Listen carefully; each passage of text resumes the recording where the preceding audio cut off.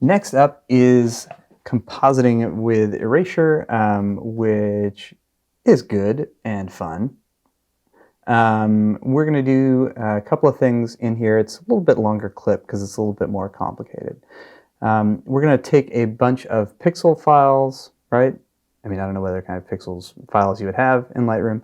Take a bunch of files in Lightroom, load them into Photoshop as individual layers, right? So if I have 4 files, they're going to come into Photoshop as 4 layers.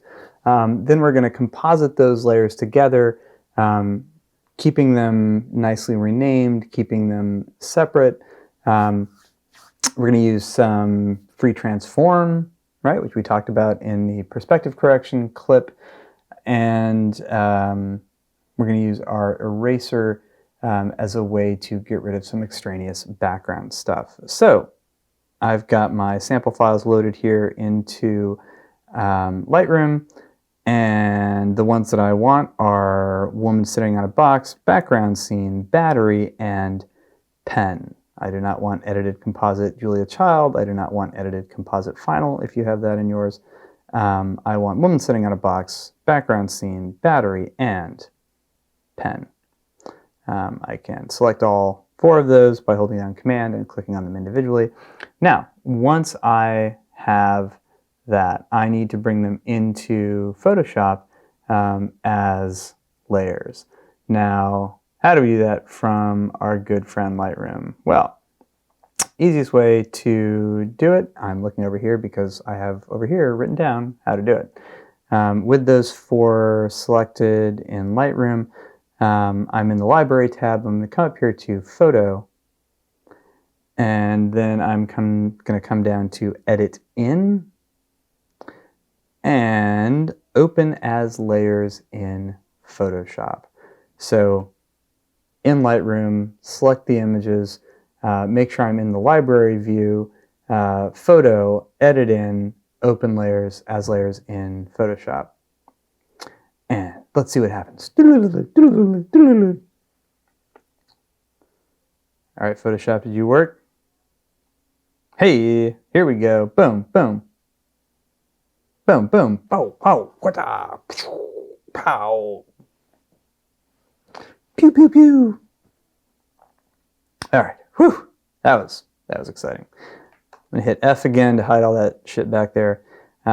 And I am now here. If I come up to my window menu, window menu will also vary down at the bottom to show you what files you have open. I only have one, and it is pen.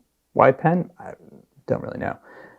But if I come over here to layers, this is the awesome part.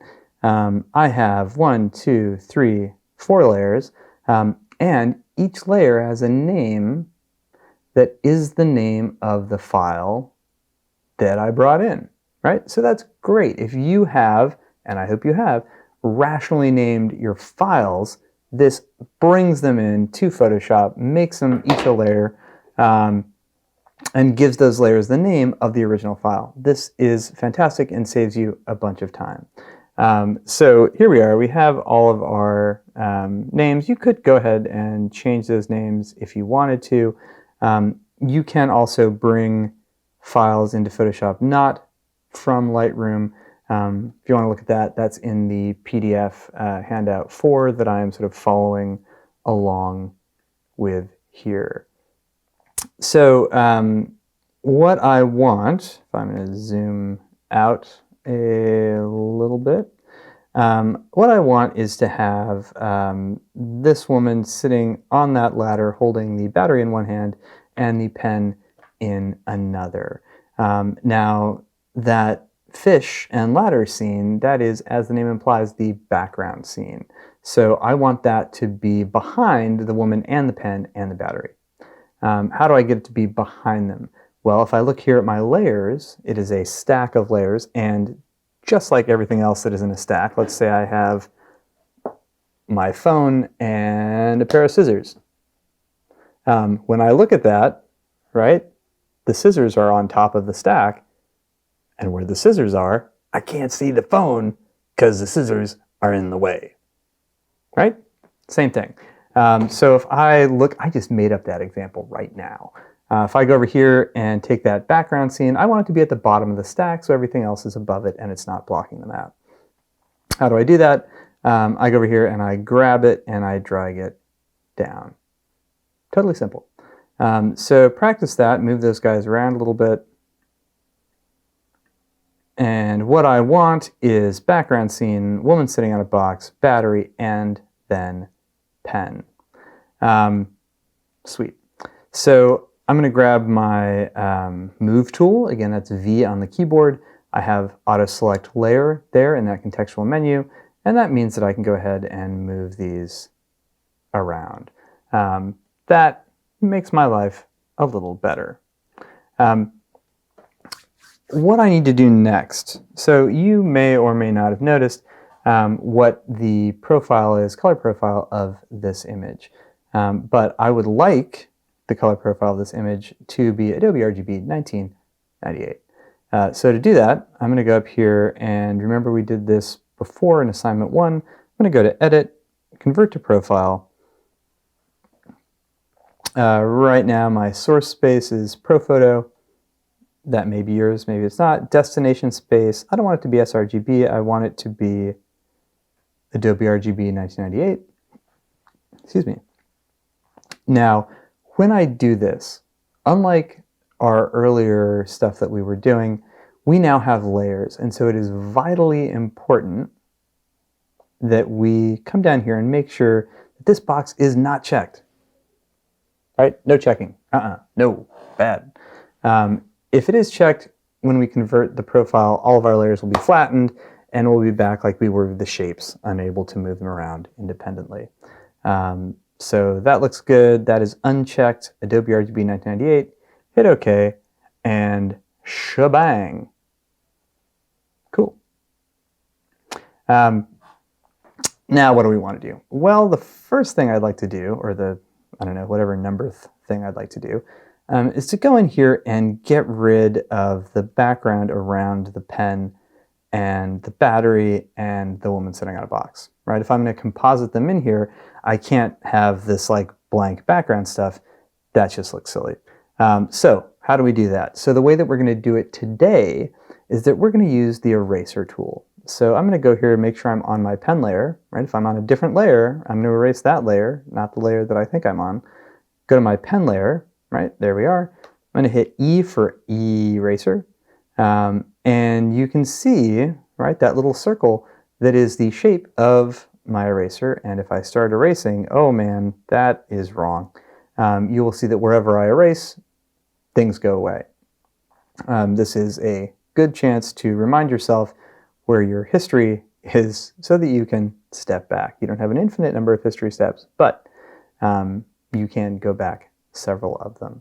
I'm going to zoom in a little bit, Command plus, and come over here. If I hold down the space bar, I get the hand of moving stuff.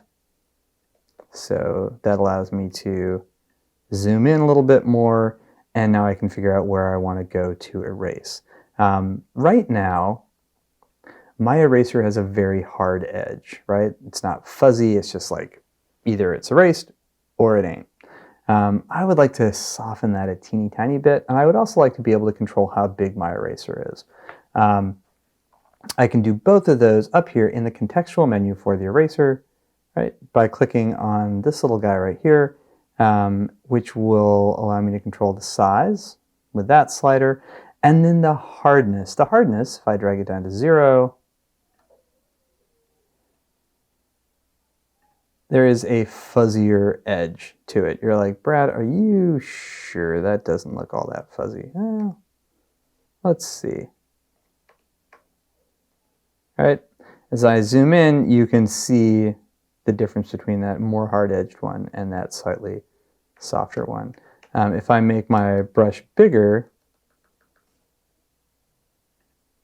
and have the hardness at 0, it's a little bit more clear. Now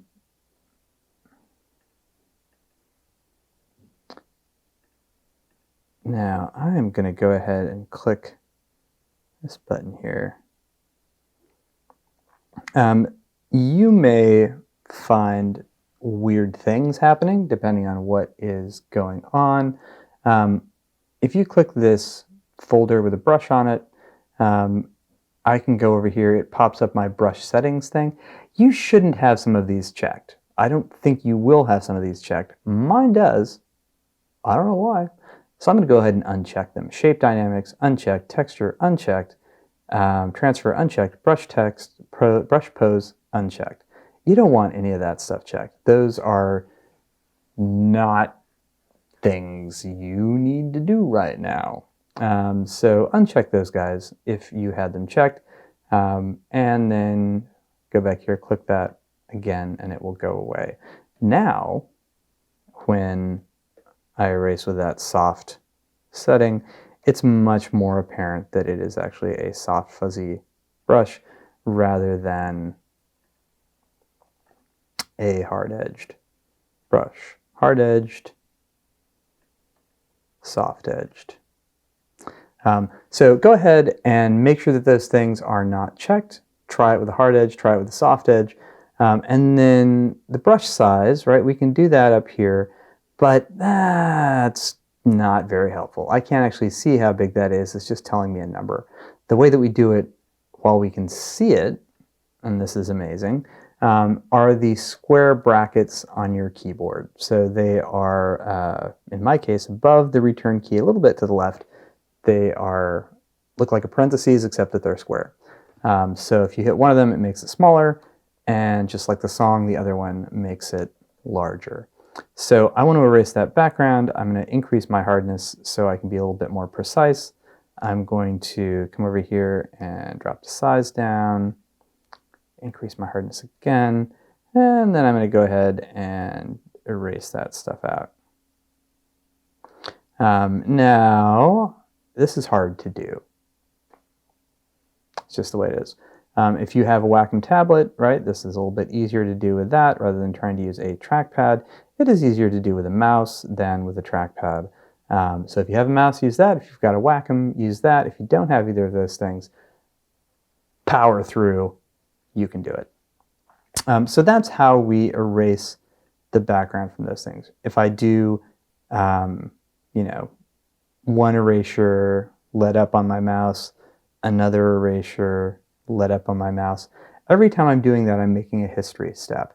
So you don't want to do a whole lot in one, you know, click, draw thing, because that way if you screw up, you undo one step, you've undone all of that. If I can do it in smaller, more incremental steps, I can undo when I screw up more easily. So go ahead and erase the background for the pen. Do the same thing with the battery. I've made sure I'm on the battery layer. I actually just turned my pen layer's visibility off. Go to the battery layer, erase battery layer, background. And then last but not least, you can go and do that for the woman sitting on a box. Now, I'm not going to sit here and do that because I'm old and my time on this earth is limited, so I'm going to go ahead and open up a file that I have called Edited Composite Julia Child.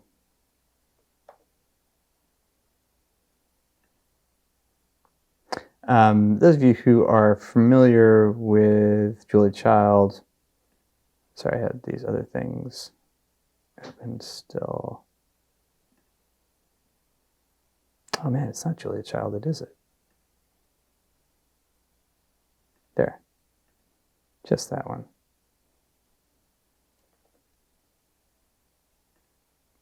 Whew. Those of you familiar with Julia Child, she was a cook, had a TV show about cooking, and on every cooking TV show, they're like, well, I'm gonna make the turkey and I put it in the thing and then it sits for 8 hours. And they put it down and they turn around and they pull out one that has already sat for 8 hours so they can keep cooking and you don't have to sit there and stare at your TV for 8 hours while nothing happens. So this one, I have gone ahead and erased the background of all of those things so you don't have to sit here watching me do that.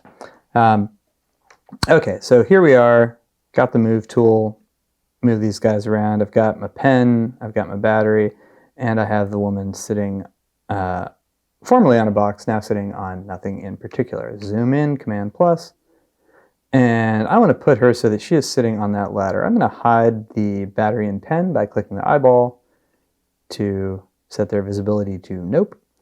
And then I'm going to position her on the ladder. That's not terrible. But I want to rotate her a little bit. Easiest way to do that, right? I'm on that woman sitting on a box layer. Hit Command T for free transform. Remember that from back in the perspective crop. And now if I go to the corner,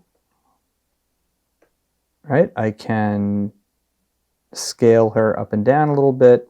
And then, pay attention to this, if I move my mouse just off the corner, you'll see that the double-headed diagonal arrow changes to a sort of curved double arrow. So diagonal, boop, curved, and now I can rotate.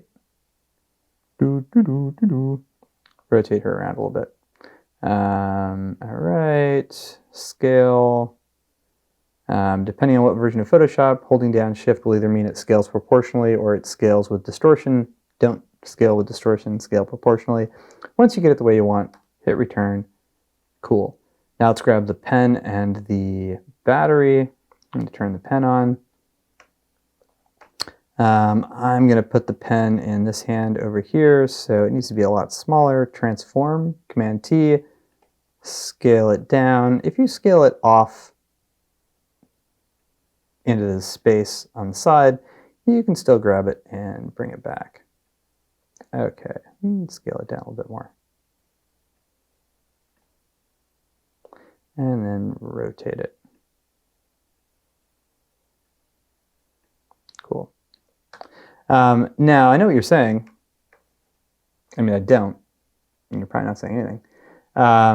But that pen doesn't look very good, right? It's because it's behind her. Let's pull it up, right? Grab the layer, drag it to the top. Now it is over the top of her hand, as it would be if she were holding it.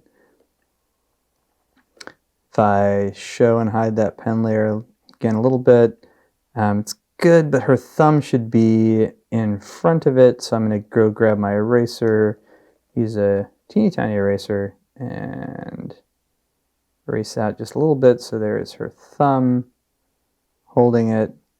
Not perfect. Now let's go to the battery and move tool, V on the keyboard. Oh, it's behind everything as well. Let's put the battery layer on top. Command T for free transform. I'll rotate that battery and shrink it right down and position it over here. It's a little, I don't know if you can see it on there, how it's like tick, tick, tick, tick, tick, a little jerky.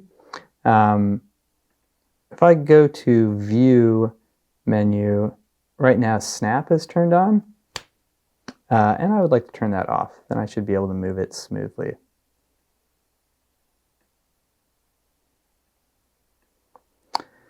Okay, sure. Why not? That seems reasonable-ish. Once I've got it scaled, rotated, whatever the way I want, hit return. Same way I did with the pen, I'm going to come in here on that battery layer, grab the eraser, erase a little bit of the battery out so that her fingers are a little bit more natural. Hide and show the battery, see if I'm missing any finger. I most certainly am. That seems like enough finger, frankly. Yeah. I don't know, I guess that's her whole finger, man. Okay. Yeah. Okay. Seem good? That seems good to me. Okay. So I have now successfully composited this woman in there on here with these two objects. Last thing I want to do is crop the edges in a little bit because there's some blank space. Don't want a perspective crop, just regular crop. So hold down your mouse on that until we get the regular crop tool. right? I don't need to have a particular ratio, so make sure you have that cleared out. And then we can just draw a nice old-fashioned rectangle that will cut off whatever extraneous scribbly bits there are in there, hit return, and I believe, am now done and looking pretty. Okay, cool. That is compositing via Erasure. That is probably the most complicated thing that we will do today. The next clip, I'm going to look a little bit at using the some sort of tool, the clone stamp and the healing brush, to do a little bit of retouching. And so you'll have retouching exercise, and then you will be good. All right.